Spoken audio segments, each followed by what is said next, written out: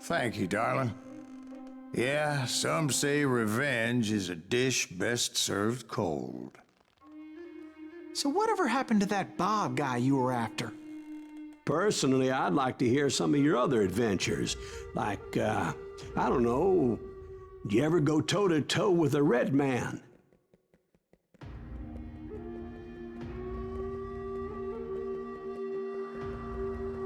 Yes, I did, Ben. I remember once I was after this renegade Apache, Grey Wolf. Strangely enough, revenge was also his primary motivation.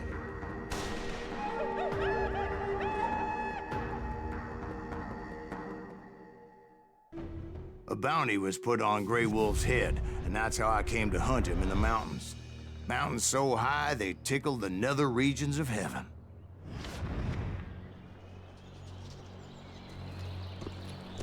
Grey Wolf was a Chirawa Apache medicine man who had led a war party in revenge for a massacre against his people.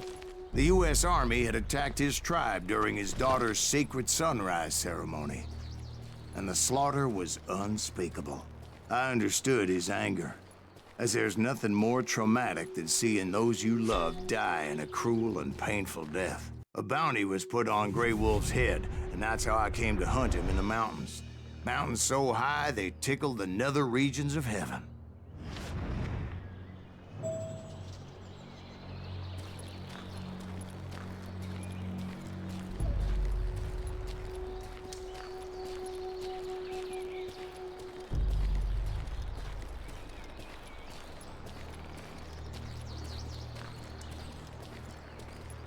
I understood his anger, as there's nothing more traumatic than seeing those you love die in a cruel and painful death.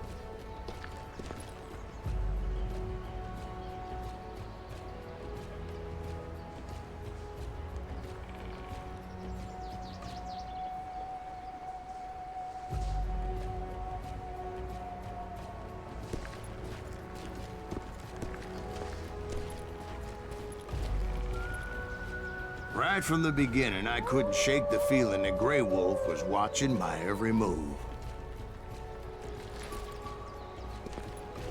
He led a band of young Apache warriors who wanted retribution and were more than willing to die for him.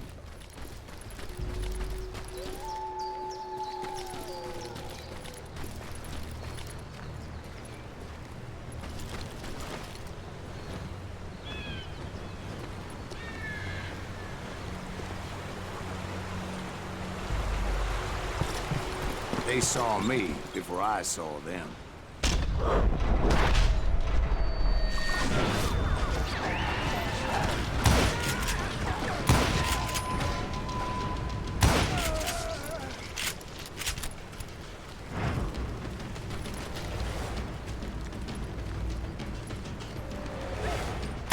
And it crossed my mind that maybe this wasn't such a good idea.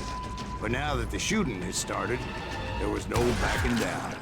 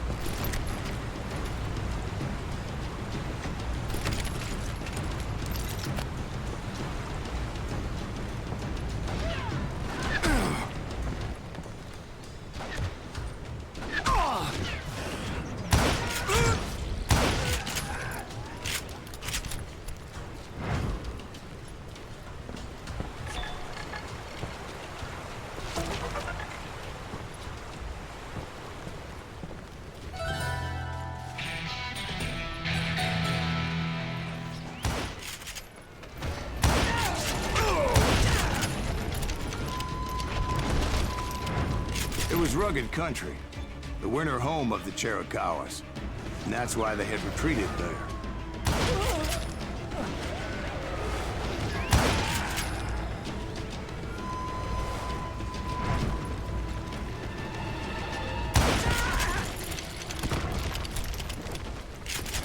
I admit to having some regrets about going after them the way I did. But then again, I got a lot of those.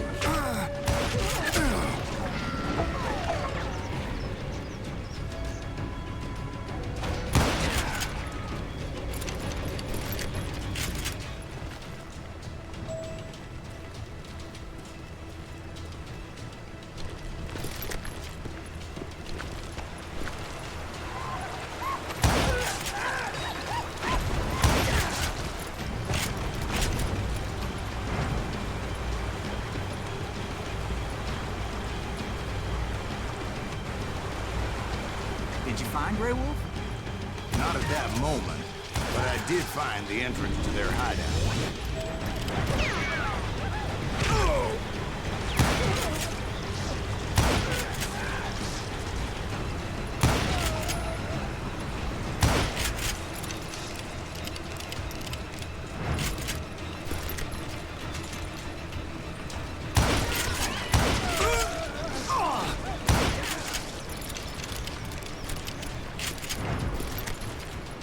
A deep crevice that led to a deeper cave. Don't tell me you're in there. Yeah, but it's not out of bravery so much as pure, angry cussedness.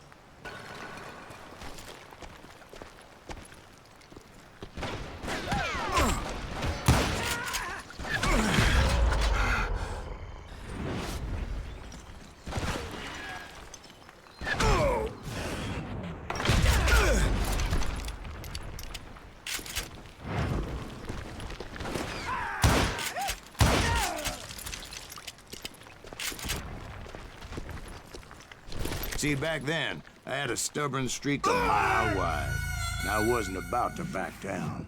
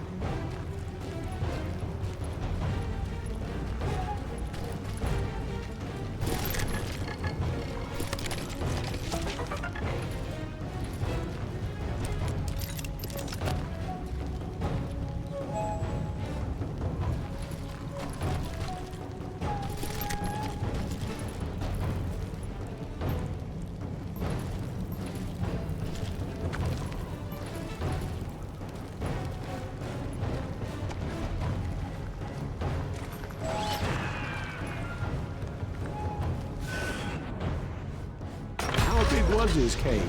Big as hell, Ben. Chiricahua had hid out there during the Indian Wars.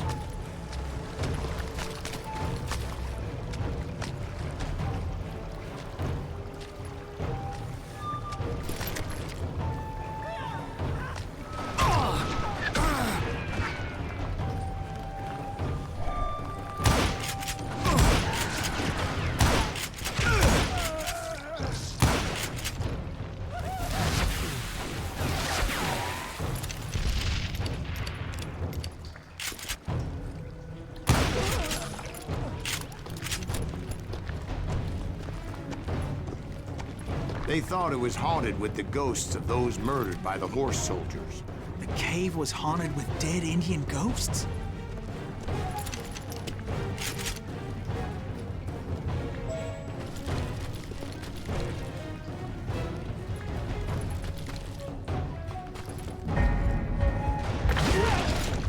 To be honest, I was more concerned with the live ones than the dead ones.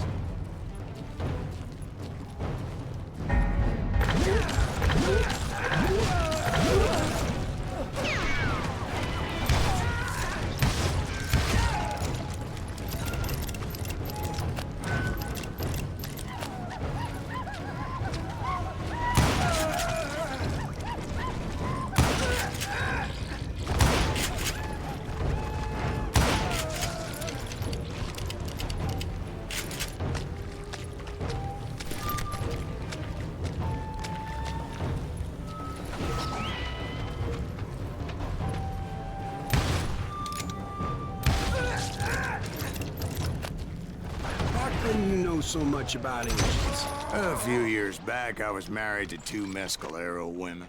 At the same time? Yeah, they were sisters. Polygyny is traditional among the Mescalero. So what happened? Oh, I had to get out of there. Those girls never shut up. Both of them nagging at me all the time. Drove me half crazy. Haven't seen them since. No, I mean, what happened with Grey Wolf? Oh, well, I pursued him into the Cave of Death.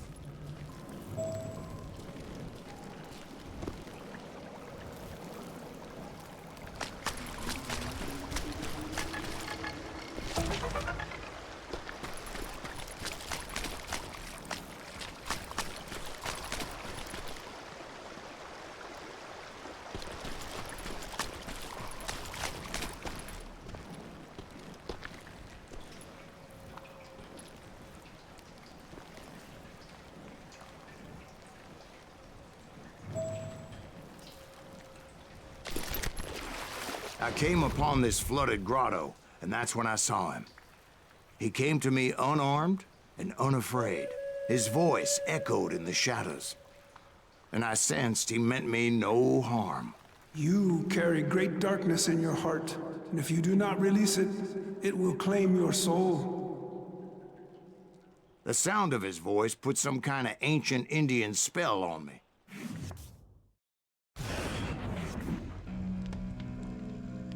As his story unfolded in my mind, You will come to this place again and kill many more men, and the darkness will grow until it consumes everything that you are. The soul would have no rainbow if the eye had no tears. he said I was a great warrior, a Coyote Man, unequaled by any other pale-faced warrior, something like that. The snakes will bite shadows of your past until a venom poisons your heart, and an echo of the song of the dead summons the spirits deep from within the mountains.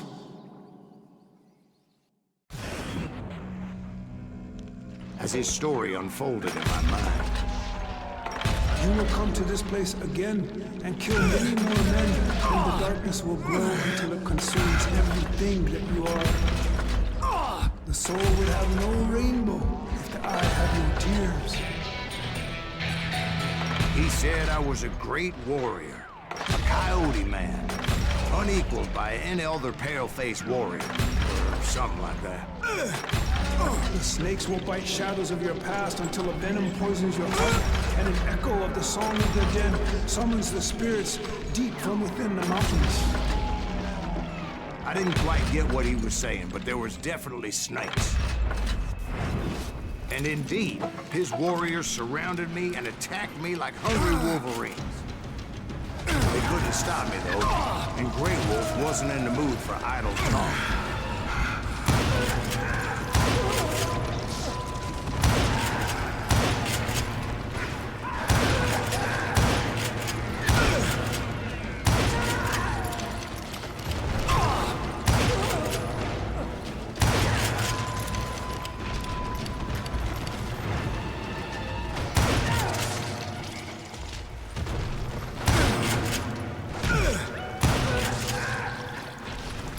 I swear I couldn't see any way out of this trap. But suddenly, one just appeared. Kind of like a miracle.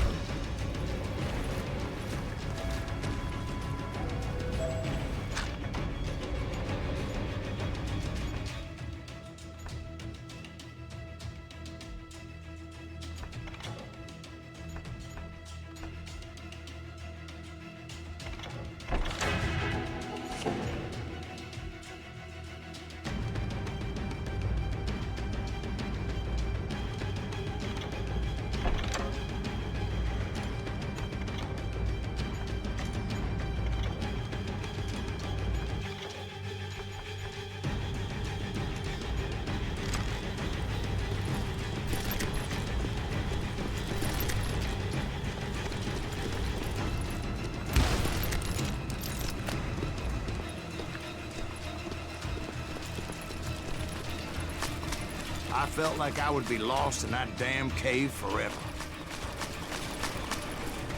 Finally, I found myself back outside, perched on the edge of a precipice, overlooking a thundering whitewater river. To get where I was going required several leaps of faith, but no way in hell I was turning back.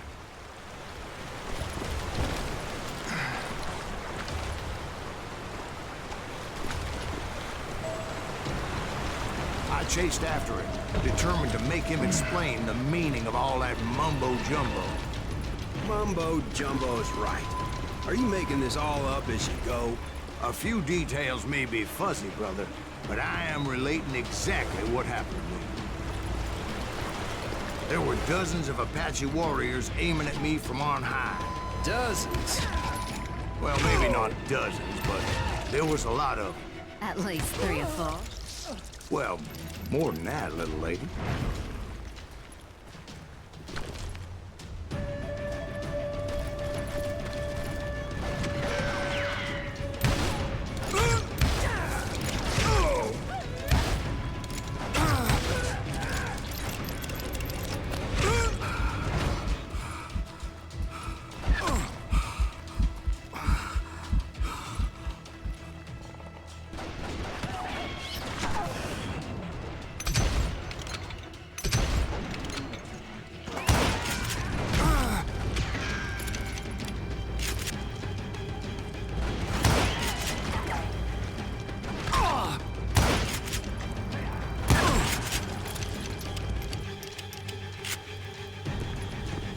Steep climb up creek ahead of me and scrambled up those rocks like a mountain goat.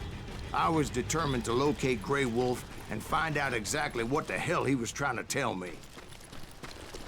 And wouldn't you know it, that crafty son of a bitch led me right into a trap. What kind of trap? Well, son, there had to be at least 100 Apaches surrounding me. 100? God be my witness. Oh, come on. Who are you kidding? Hey, I believe you. Come on, tell us how it ended. All right, but I'm not gonna drag this out. Where were we? You were surrounded by 100 Apache warriors. Well, I didn't take the time to count them exactly, but there were a lot of them.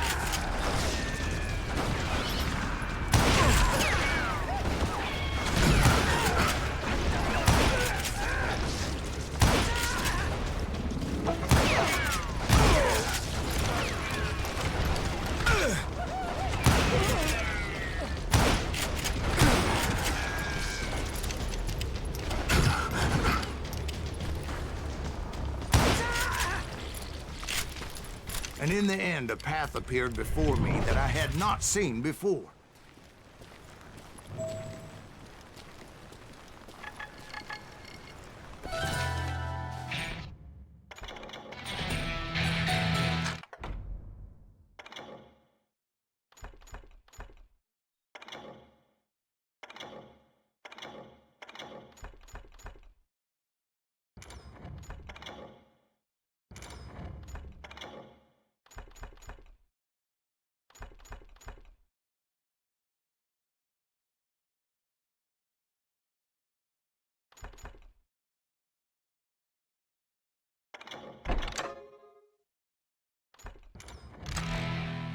I followed it as I desperately needed to find out what Grey Wolf was trying to tell me.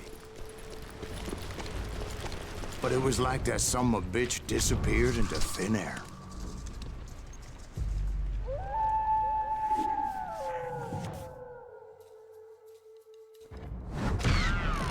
Never did find him. And never did collect my goddamn bounty.